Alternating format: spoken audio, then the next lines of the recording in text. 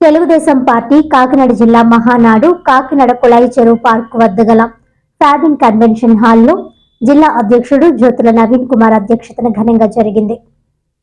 తొలుత పార్టీ పతాకాన్ని ఎగురవేసి స్వర్గీయ ఎన్టీఆర్ విగ్రహానికి పూలమాలలు వేసి ఘనంగా నివాళులర్పించారు.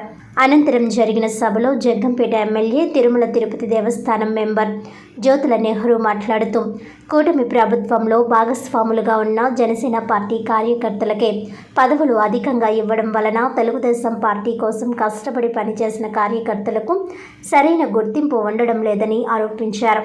తెలుగుదేశం పార్టీ కార్యకర్తలను గుర్తించకపోతే పార్టీ ఇబ్బందులు పడుతుందని, కూటమిలో ఉన్న అన్ని పార్టీలకు సమానంగా పదవులు ఇవ్వాలని సూచించారు.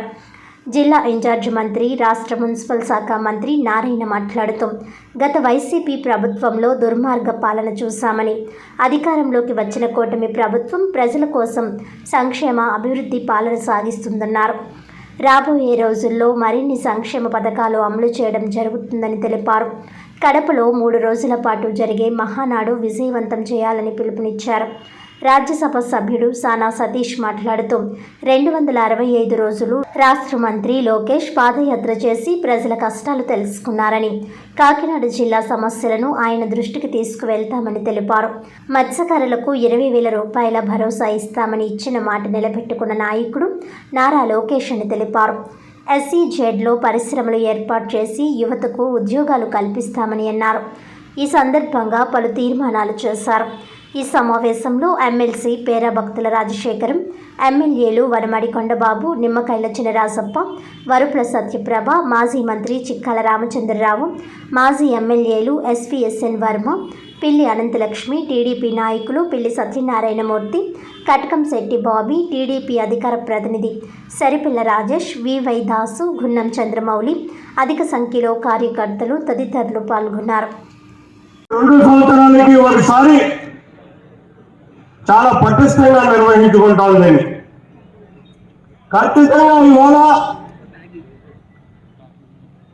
అదే అనాలోచిత విధానమా, ఆలోచన సక్రమైనటువంటి విధానం అన్నది కాలం చెప్తుంది. గత రాష్ట్రాన్ని పరిపాలించినటువంటి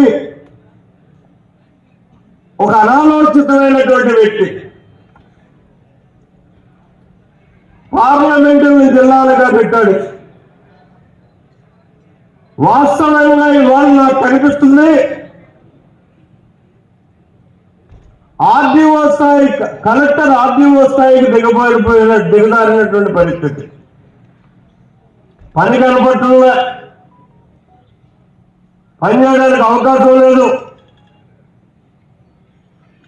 అయితే మనం రాజకీయంగా బలిష్టంగా ఉండాలనుకున్నా,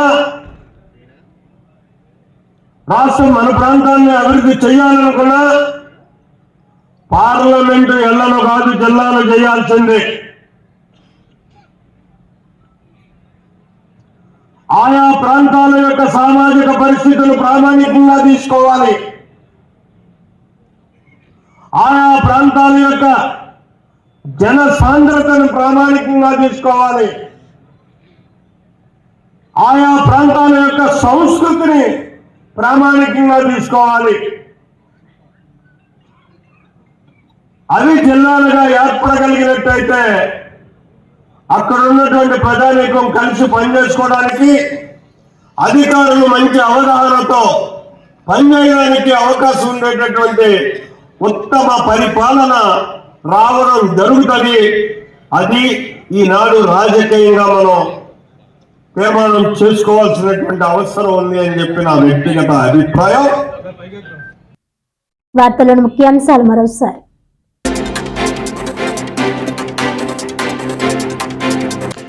జిల్లాలో భక్తి శ్రద్ధలతో హనుమాన్ జయంతి వేడుకలు. పలు దేవాలయాల్లో హనుమాన్ చాలీసా పారాయణం, ప్రత్యేక పూజలు నిర్వహించిన భక్తులు.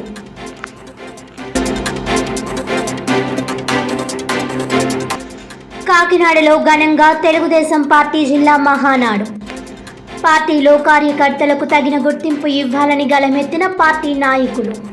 కూటమి ప్రభుత్వంలో ప్రజలకు సంక్షేమ అభివృద్ధి పాలన జరుగుతోందన్న జిల్లా ఇన్ఛార్జ్ మంత్రి పొంగూరు నారాయణ.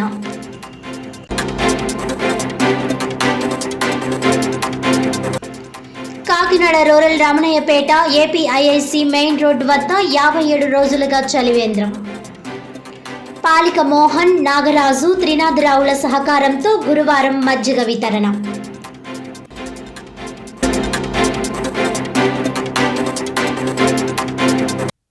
ఈనాటి వార్తలు ఇంతటితో సమాప్తం. తిరిగి వచ్చే బులెటిన్లో మళ్ళీ కలుద్దాం. అంతవరకు సెలవు. నమస్కారం.